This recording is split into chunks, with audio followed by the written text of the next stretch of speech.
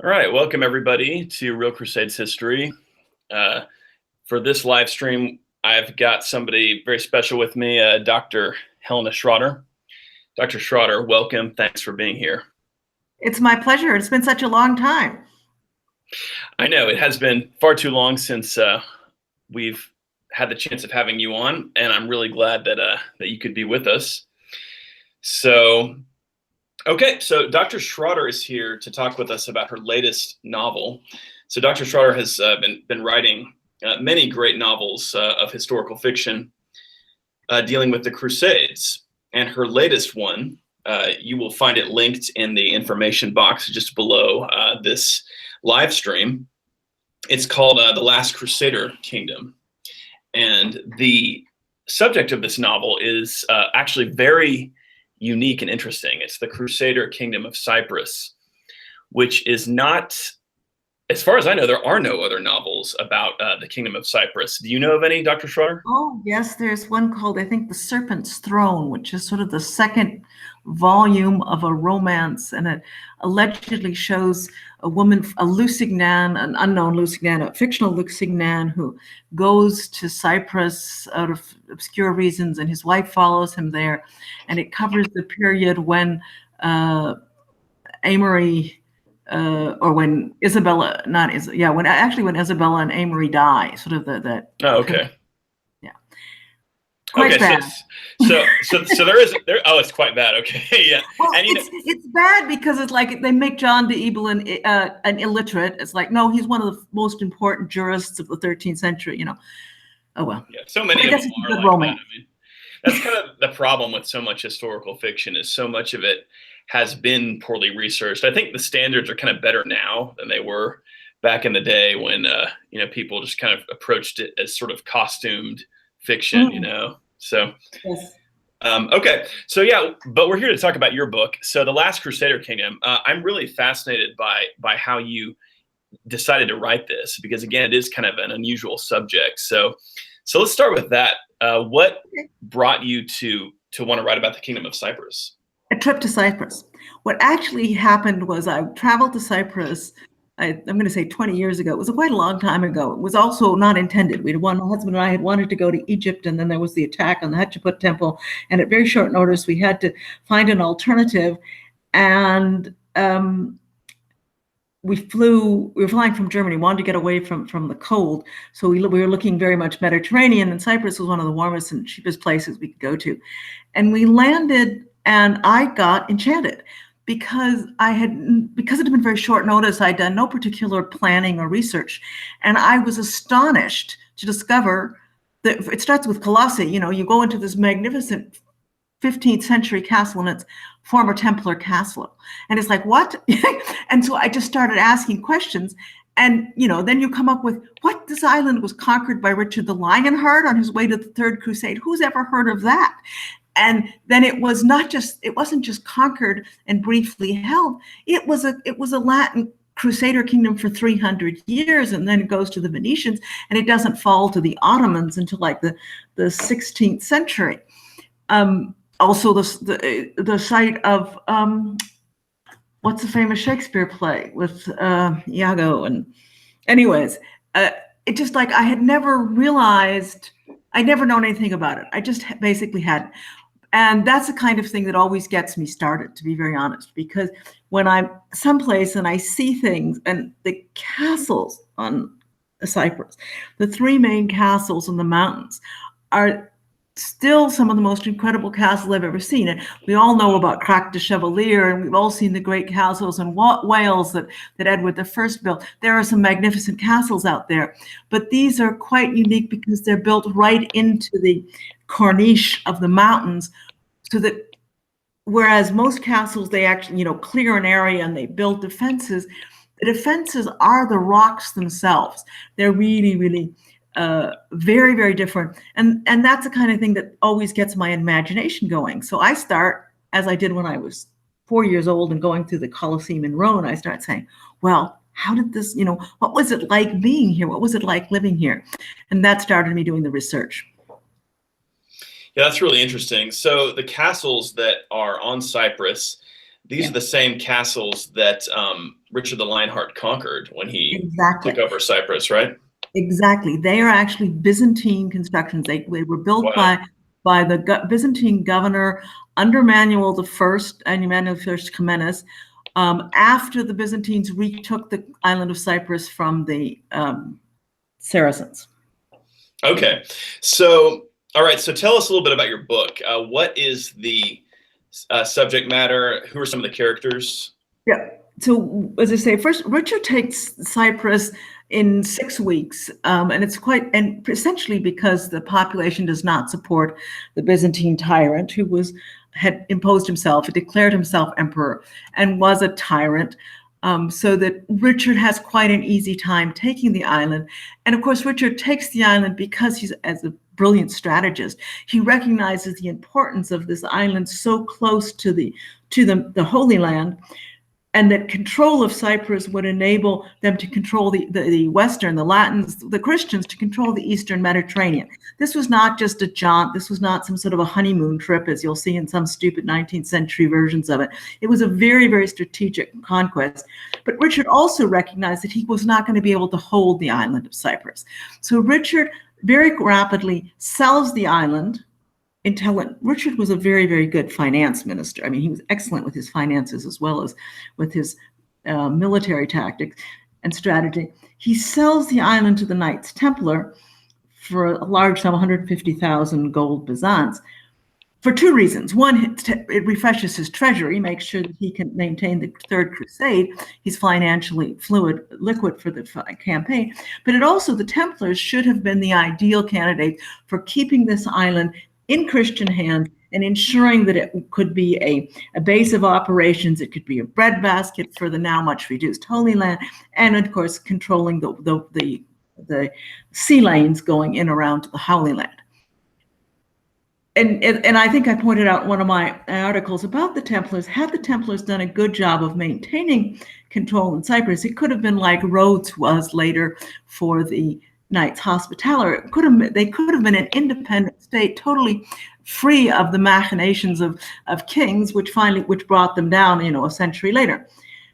They didn't. They make a terrible mistake, and we don't really know why. There were only like 14 knights, and I don't have the numbers in front of me. I should go and look them up. But very, very small numbers of Templars were actually on the island, but they must have behaved very badly because there's a rebellion against their rule. And the Templars are forced to sell the island. They're forced to leave. They're caught in Nicosia, and there's a commandery, and then they break out in a sortie, which was apparently very bloody, and they killed people to fight their way out. And then they take ship and they go back and they land in Accra, and they tell the master that they can't. It's going to take large number of forces to recapture the island of Cyprus. So Richard's strategic victory is completely negated by poor Templar behavior on Cyprus. And the Templars had the option of either diverting resources to recapturing Cyprus or giving up. And they choose, which I think was the right decision as Templars, to say no. They had to focus on Syria, on the Holy Land, and they give the island back to Richard the Lionheart. At that, Richard reads off this, and he never returns to the Templars what he's already taken. But he sells the Cyprus to Guy de Lusignan. Mm-hmm. And Guy de Lusignan at this point has just lost the kingdom of Jerusalem because they've had a meeting of the High Court, and they all vote, or the majority of actually it says unanimously, the barons of Jerusalem choose Conrad de Montferrat as their king. So Guy has lost the power struggle for the crown of Jerusalem. His wife, from whom he derived the throne, is already dead. His two daughters are dead. And so he's basically feeling, of course, very distressed or betrayed by Richard, because up to now, Richard has been supporting his claim to the throne. And Richard, by selling him Cyprus, gets Guy de Lusignan out. He throws him a bone. He says, okay, look, you can go become king of Cyprus. Now, it's not a kingdom yet, but here it is. But you have to, the Templars have just left the island saying they do not, the Knights Templar do not have the resources to take control and maintain control of Cyprus, and he sells it to Guy de Lusignan. So that just this whole thing is very, very fascinating. So Guy de Lusignan, who's famous for having lost the Battle of Hattin, for having started a stupid siege at Acre, is supposed to now be able to take control of an island that's in revolt, so much in revolt that the Templars have fled. And, as I say, ends up working out, though. Sorry? It ends up working out, though, doesn't it? Well, it does. And so, but how? And so that's what this novel is about, is how does this totally incompetent Guy de Lusignan end up doing what the Knights Templars could not do, taking control of Cyprus, establishing a dynasty that lasts 300 years. So is Guy one of your main characters? Guy is an important character, but if you look closely at the history, Guy was probably on the island for about a year and a half, because Richard sells it to him while the Third Crusade is still going on. It's very unlikely that he would be able to get anybody to go with him in the midst of Richard the Lionheart's second attempt on Jerusalem. So we can assume that Guy did not get to the island of Cyprus until the fall of 1192, and he's dead by the fall of 1194. Some accounts say as early as the spring of 1194. So he's on the island a maximum of 2 years. What happens is his brother Amory joins him on the island very shortly after he goes, well, maybe like 6 months to 9 months after he goes. And it's Amory who actually becomes king. And it's Amory who's that establishes the dynasty. Guy dies without any heirs. And it's Amory's children who become the kings of Cyprus. And if you look at the history of the two men, Amory had been a very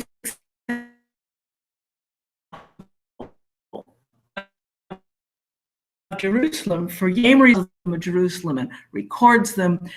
He eventually becomes king of Jerusalem himself, and he has a very good reputation as king of Jerusalem.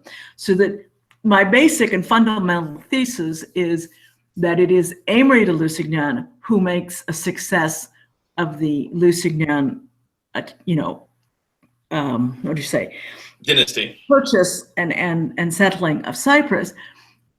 But to be fair, if you go into the chronicles, they all skip over this. In other words, we know in the long run that the Lusignans established a dynasty, but there's actually only one account, and I believe it's Ernol, who basically says, okay, this Lusignan goes to an empty island. Historians estimate there were 100,000 people on the island. And not knowing what to do, he asks his dear old friend Saladin what he should do. And Saladin tells him, because of course Saladin is such a generous and chivalrous knight that he is happy to share good advice with his old enemy, Guy de Lusignan, and says, if you want to keep the island, you must give it away. At which point, Guy invites all the disinherited knights and lords and workers.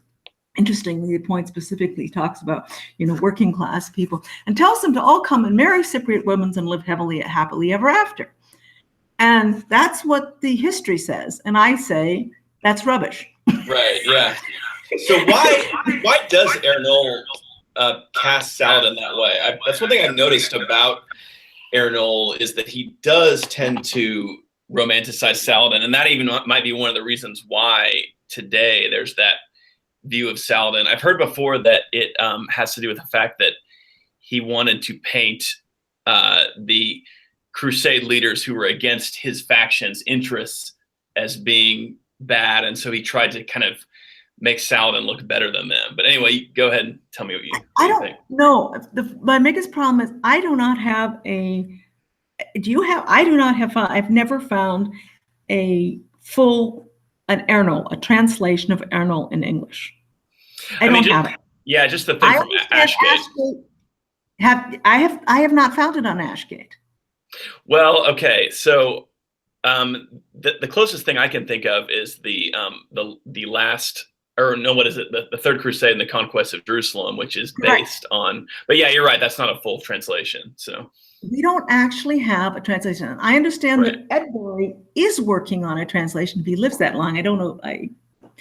because he is one of the old, venerable historians, and he's the greatest expert. I think he's the only living historian, who's really focused on Cyprus. And I keep watching Ashgate for that, because I don't have the full text. That Third Crusade is not the full text.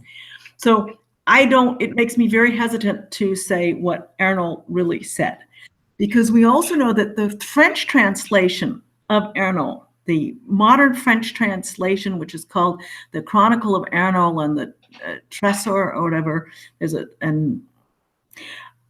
which is supposed to be the full text of Arnold, was translated into French in the 19th century. And I have not, as I say, I've never seen an English translation, and I've never seen a more recent French translation cited in the sources.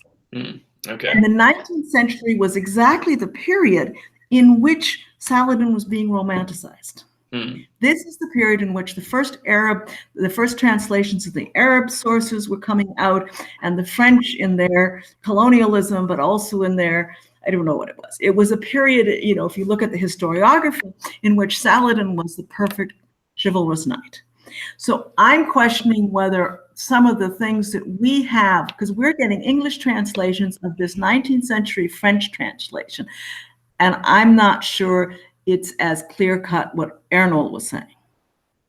That's really interesting. And yeah, I think that's, you make a good point. So what's the general plot, and without, giving away any spoilers or anything, I mean, kind of what goes on with your book?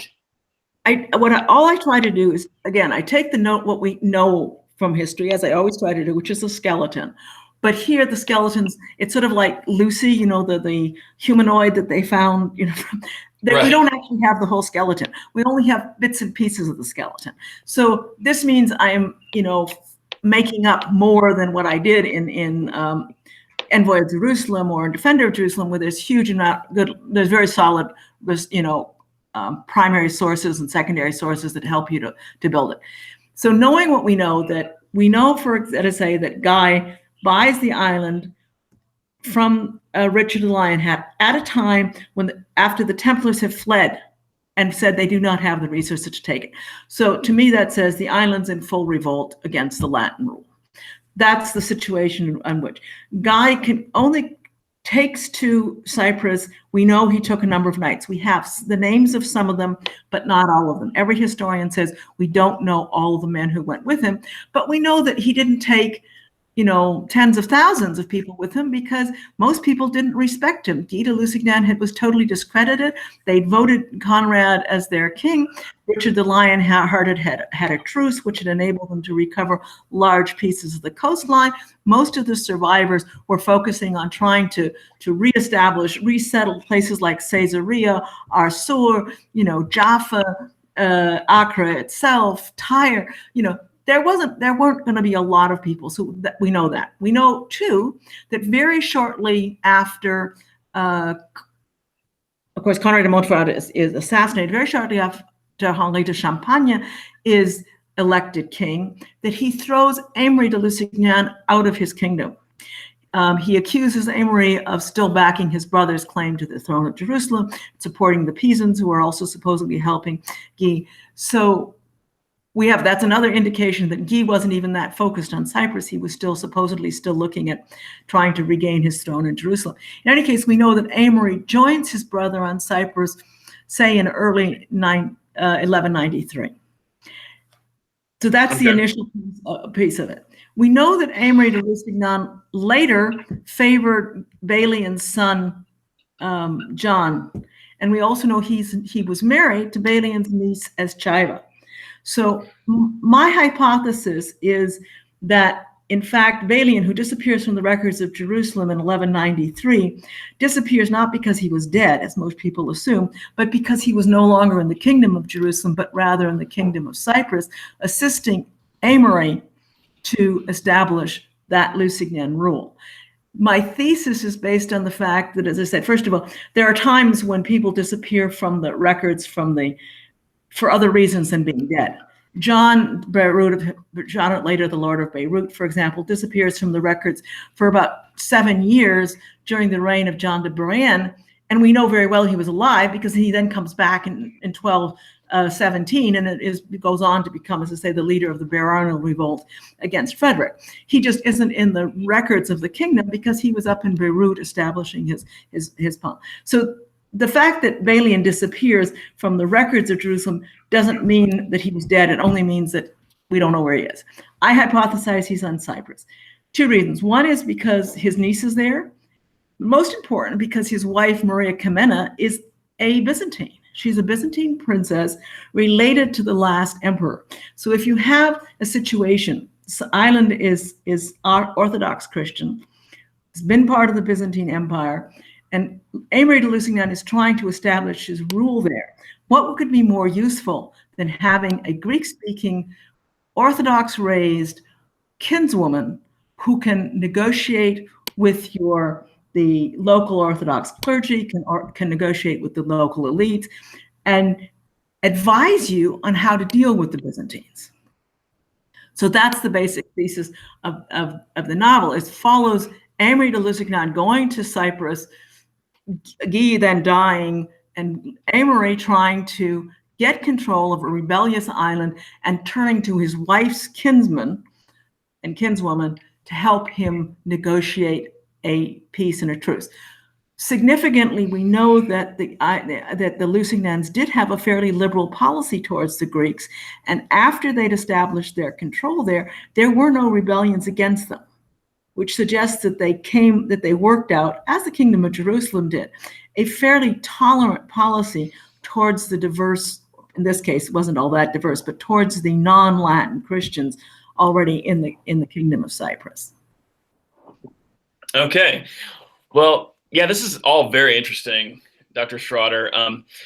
Yeah, I mean, the whole issue with Cyprus, and, it's really interesting. Richard's conquest of Cyprus, it had such an impact on the coming, period of the Crusades over the course of the 13th century. I mean, it's the launching point, throughout the coming Crusades. It's very important in St. Louis' Crusade, half a century later.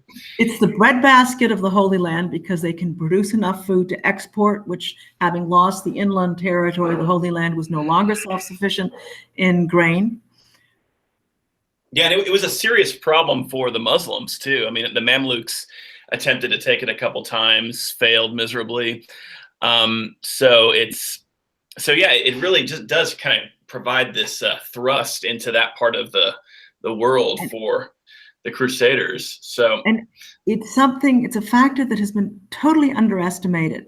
Almost all the Syrian barons, whether it's the Eblans themselves, but also Caesarea, Sidon, other of the Syrian barons, they continue to use their Syrian titles. So the Eblans are always referred to as the Eblans. It's John de Ebelin, it's Balian II de Ebelin, it's John of Jaffa de Ebelin. They continue to use Ebelin, although Ebelin is never retaken by the Christians. And they continue to use their titles like Beirut, Arsur, Jaffa, etc. But they had massive amounts of territory in Cyprus, and we know that in specific cases, but the importance of that is underestimated. This meant that the lords fighting in the Crusades had lands on which they could raise horses, they could raise money, they could raise knights. In other words, they had land that they could give as knights' fees. The assumption of many historians is that after the loss after the loss of Jerusalem and the inland of Syria, the knights all lived in the cities and were all urban knights and all earning only urban, money from the crown. When you look at Cyprus and you look at the large territories, this is a huge island. Mm-hmm. Yeah. They did not become urban. They did not become city dwellers, living in cities and living like merchants. They didn't. They still had large rural estates on which they could, raise horses, as I say, do the training, do everything that you needed to do to be an effective feudal lord and have knights' fees. It's just we don't see that. It's not transparent because they continue to use their Syrian titles. Yeah, and I think too, Cyprus was so much more secure from attack than the Old Kingdom had been. Really, the way I always look at it is that Richard and the Third Crusade kind of create a new Outremer. It's kind of like phase two. And I know that when we've talked to Dr. Donachie before, he's pointed out that it's just incorrect for us to view the post-Third Crusade kingdom as somehow weak and just barely clinging to life. That indeed it was, in the early 13th century, it was really just as, its power was comparable to the Old Kingdom. And the reason, now the interesting thing about the 13th century, though, is of course we have far fewer battles. Like it seems like the 12th century is full of all these big battles between the Crusaders and the Muslims. But after the Third Crusade, there was this kind of intentional adoption of a policy of caution, I guess. And well, yeah, once burned, twice shy. There was certainly right. A lot of hesitancy. Well, of course, then you get to Lafourbe. Yeah, Lafourbe is one of the few battles, really, of the 13th century. And then we've got, a few with the major crusades, like we've got some pitched battles with this in the 7th Crusade. But really, it's remarkable how few, I mean, just, the list is so huge in the 12th Crusade. Then when you get to the 13th, I'm sorry, the 12th Crusade, the 12th century. But when you get to the 13th century, it's just like very little of that goes on. Now, what there is a lot of, and the Muslim sources tell us about this, there's a lot of raiding and counter-raiding. So there's, these kind of small scale operations that do happen on both sides. But then there's a lot of negotiation and, coming to agreements with each other. But we also have the situation, the early part of the 13th century, similar to the early part of the 12th, is that the Muslims are divided. The heirs of Saladin are fighting among themselves. And it takes a while for Arsuf to assert himself. And then again, that breaks down when he dies, and you still have them fighting. I mean, what you have in the 6th Crusade and the ability to take Jerusalem is only because Kaloun is fighting with his brother and his nephew, and is using Jerusalem as a way to he's giving away his nephew's city of Jerusalem because he temporarily holds it, etc. Then you get, of course, the Muslim invasions, which also seriously threaten the Saracens and divert the Mongol invasions, you mean? Yeah. Sorry. Yeah. Yeah. So that these are the factors, and then of course you have the tragic situation, if you like, that the crown of Jerusalem falls into the hands of the Hohenstaufen, who comes for a couple of months, but basically has zero interest in the Holy Land and sends governors who then try to impose a very autocratic kind of government. They try to take away fiefs without, trial. There's Frederick the Hohenstaufen is admired by many, particularly 19th century historians, as the first modern monarch, by which they mean the first absolutist, autocratic, centralist government, which frankly don't think is supposed to be something very positive at all. And the barons of Outremer, led by the Ibelins, resist this undermining of their constitution and their feudal rights. So you have, in the first half of the 13th century, you have a civil war in Outremer, which means that both the Muslims are fighting among themselves and the Christians are fighting among themselves, as opposed to fight and maintaining truces to allow them to do that, except, as you say, the occasional campaign. Yeah, that's very true.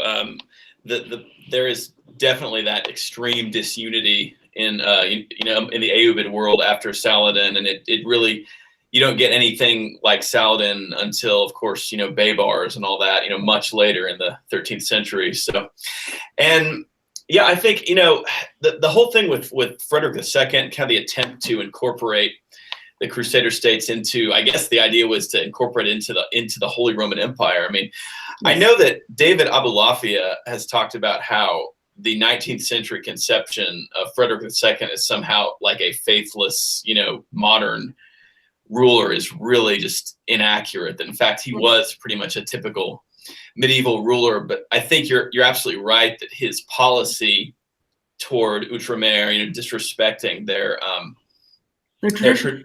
Yeah, like he tried to take Antlet from the Templars. It was like, I control all the castles in Sicily, so I can just come and take a castle that's been built by the Templars, and it doesn't matter that it was their resources and they're an independent order and that they belong to the Pope. Right, that's crazy, and the idea that was ever going to work is, like he's just going to dominate the Templars and these various barons who have spent their lives protecting this region. And I think it's interesting, the idea that eventually the Crusader states could have been incorporated into one of the great crowns of Europe, and that would have maybe helped protect the Crusader states. That seemed to have definitely been on people's minds in the mid 13th century. I know later on we get, of course, the Templars kind of align themselves pretty closely with Louis IX's younger brother, Charles of Anjou's idea of, incorporating the Crusader states into his sort of grand scheme. But of course, none of that ever really works out at all. No, because these rulers are much more focused on their bases, and they're fighting those battles at home, and they don't give the Holy Land the priority and the precedence that they would have had to do to maintain it. Right. Yeah, that's a really good point. I did a little podcast a while ago about how after the fall of Acre in 1291, the Pope actually talked to Jacques de Molay, the last Grand Master, about what he thought would be needed to actually hold the Holy Land, and he pretty much laid out this plan of, and you've probably read about this. This is in Barber's book, but he laid out this plan of, basically we need all of the kingdoms of Europe to get together and launch one mega crusade, which that probably is what it would have taken at that point, with the immense Mamluk power.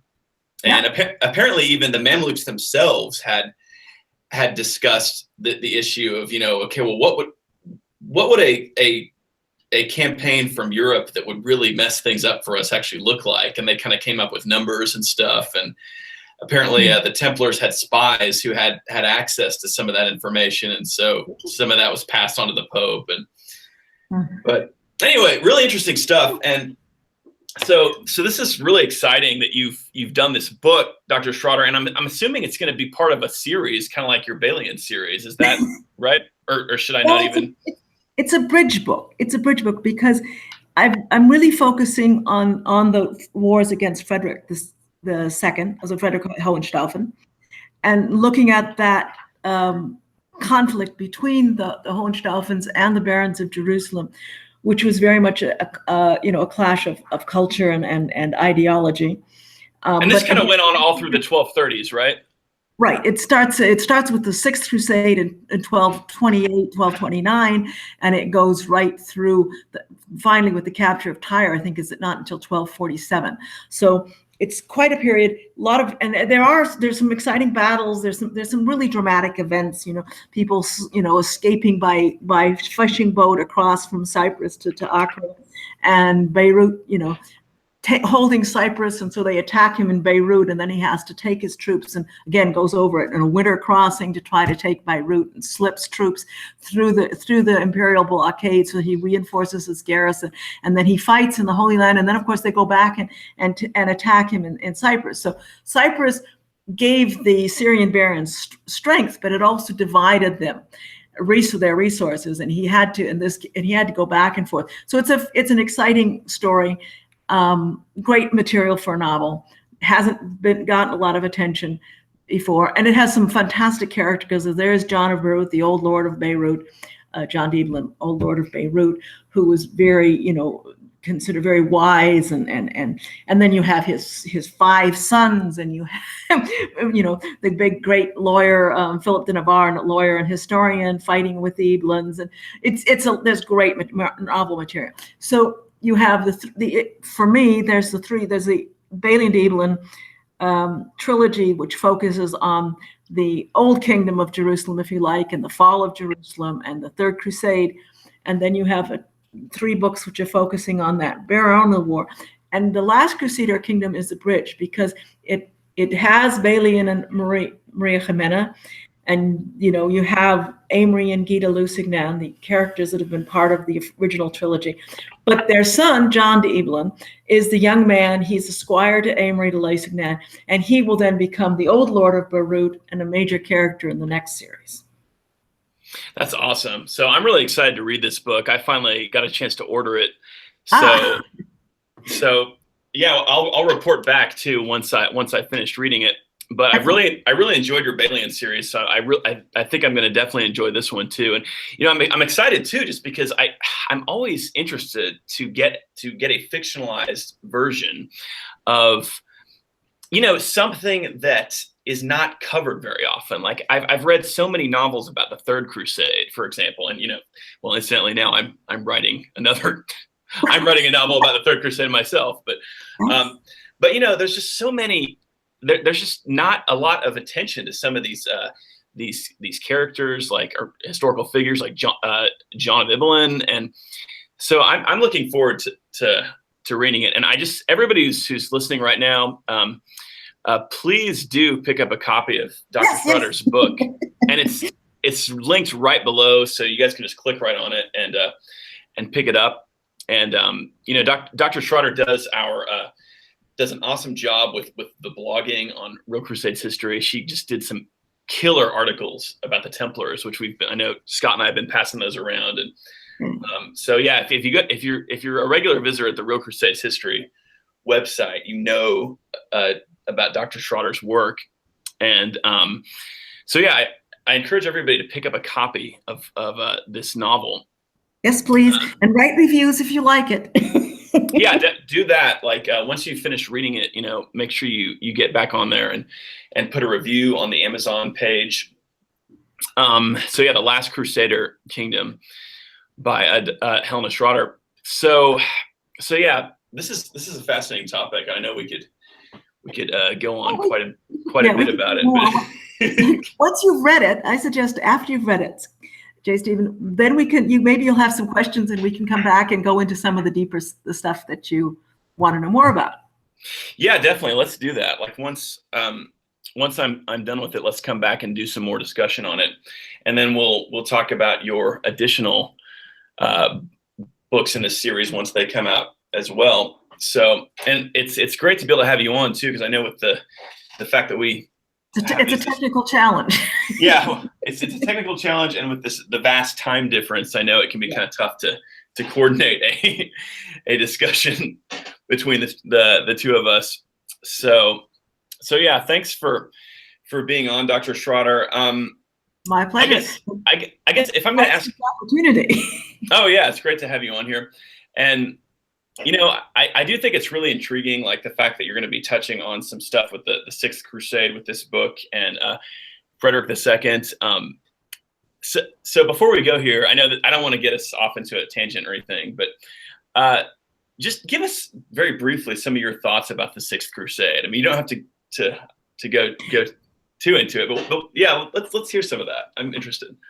The first thing is to say that I don't think it was. You could argue it was not a crusade at all. The Pope hated Frederick before he left and basically forbade him from going. The Pope excommunicated Frederick, right? The Pope excommunicated Frederick. Yeah. Before he left. So there's, if you argue that the crusade has to be called by a pope, then it was not technically a crusade. The other thing that I think is really important to understand is that Frederick had been negotiating in advance with the Sultan Calhoun, and he never intended to fight for Jerusalem. He had a promise that he would be given Jerusalem by Calhoun before he even left. He took very few troops. He took many more scientists, and he took 6 archbishops with him, but relatively few troops. And he never fought a single battle in the entire crusade.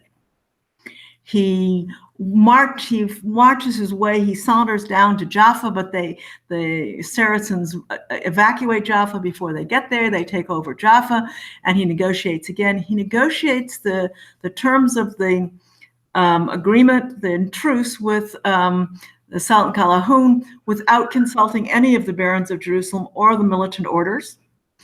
They are therefore outraged. The terms he gets for Jerusalem are frequently portrayed in modern histories as these wonderful negotiation. Here's this man, this brilliant, leader from Western Europe who's so tolerant that he doesn't have to fight against the horrible bigoted Crusaders who all just want to kill Saracens and don't understand the genius of this man who gets Jerusalem back without spilling a drop of blood. Well, he doesn't get Jerusalem back. He's loaned it for 10 years because the truce only goes 10 years. He's not allowed to fortify it. They're not allowed to fortify the castles around it. They don't get control of much of the territory around it. The Saracens are allowed to maintain control of the Temple Mount. So that, like the Al-Aqsa Mosque and all that stuff that had been so important to the Kingdom of Jerusalem. Which Frederick II visits, praising how beautiful and wonderful it is, and according to the Saracen sources, beating a priest who dares to come in to the former area with a Bible in his hand. He complains that they have silenced the muezzins and says, I only came to Jerusalem to hear this wonderful sound of the call to prayer. So the Muslims were pretty disgusted with him because they're saying, this is a Christian leader and he doesn't even respect his own religion. They did not find it particularly attractive. And of course, the Patriarch of Jerusalem and the other Christian leaders, including the Templars and the Hospitallers, were outraged. But as I say, modern historians will tell you this was bloodless victory and the rest of them were bigots. No, the rest of them understood something about strategy and realized that if you can't put up walls and you can't hold the surrounding territory and you don't control the lines of communication to the coast, that the whole treaty was worthless, not to mention the fact that Kalahulun, who signed the treaty, didn't have legal right to Jerusalem. It was his nephew's city. He happened to be in control of it, but his nephew, of course, initially said, I will take it immediately. The Crusaders finally managed to make a truce with him as well, but ultimately Jerusalem falls again in 1244. So it was from 1228 to 1244, and it was never fortified, and they basically wasn't settled because people realized how even the merchant cities didn't go in. It was such a precarious, control of Jerusalem that people were afraid to go there and invest in the city, much less to live there. So it was very, I would call it Pyrrhic victory. Yeah. It is such a weird episode in the history of the Crusades. I know in Abulafia's book about Frederick II, he argued that that we can't necessarily trust a lot of the stuff the Muslims say about Frederick II, that he may have been, being diplomatic with the Muslims in a way to try to, get what he wanted, but at the same time, Abulafia views him as a sincere crusader, that he actually did care about gaining Jerusalem. But it is interesting, though, the Muslims. You're Christian. I don't think there have been some of the later historians who think that call Frederick a secularist. Muslim. That seems to be pretty overdrawn and ridiculous. Whether he was a serious crusader, when he took the vow at 15 or what was it, 19, when he was crowned the first time, I think he probably was. By the time he actually goes in crusade, I think he was much more focused on his struggle with the papacy and of course, maintaining control of the Holy Roman Empire and building up his power in Sicily. So I question whether he was all that sincere about the Holy Land by the time he actually went. Yeah, it's hard for us to know. Of course, yeah. The whole thing does seem like a big kind of like, oh, look at me, I'm Frederick. And strategy seems to be nowhere in his mind. Okay. And this is kind of interesting, though. The Muslim reaction to the treaty is pretty universally disturbed. Like, for example, Ibn al-Athir, we have his chronicle. He just acts like it was this calamity and, oh, we lost Jerusalem, and stuff. And he talks about, may God facilitate its restoration. And it's an interesting and complicated episode in the history of the Crusades. And but with the Islam, with the Muslim sources, again, that depends on which side of the divide they're in that fight between Kalahulun and his nephew. True. Because, yeah.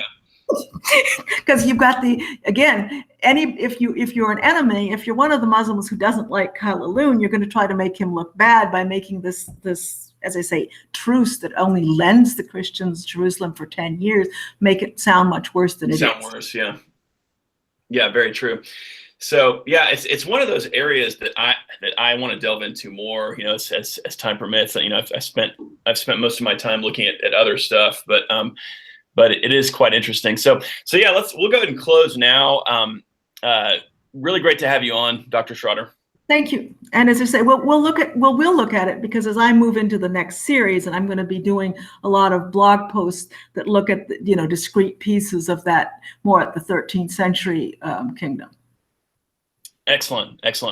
So again, guys, the book is linked right below. Just if you can click there and check out The Last Crusader Kingdom by Dr. Schrader, and pick up a copy. And it's a Kindle as well as paperback. You have to give it a plug. Yeah, so you can get it electronically, or you can get it in paperback. And Dr. Schrader and I will be back to talk about this topic at a later date. So can I say one last thing? Oh, absolutely. The Kindle is obviously cheaper. The advantage of buying the paperback is that I have maps and the genealogy tables in it. So for those of you who are really already interested in the topic, and that, the paperback is useful. I also have a glossary in it. And so people who are interested in the topic may find the paperback easier to use, because you can flip back and forth between the genealogy tables or the maps or the glossary as you need to. Oh yeah, that stuff is always great. I always prefer that stuff. I always do paperback anyway. Like I've never read an electronic book, but I like to have the physical object. I'm old school, I guess. To me, it very much depends. Like for all the research, I need to have a physical copy, because I need to be able to go back and forth and look through things. If I know it's going to be a cheap read on the plane or something, I'll do the Kindle. Yeah. Okay. Well, thanks again, Dr. Schrader. You're very welcome. And I hope people enjoy the book. Absolutely. And we'll talk to you soon. Goodbye, everybody. Thanks.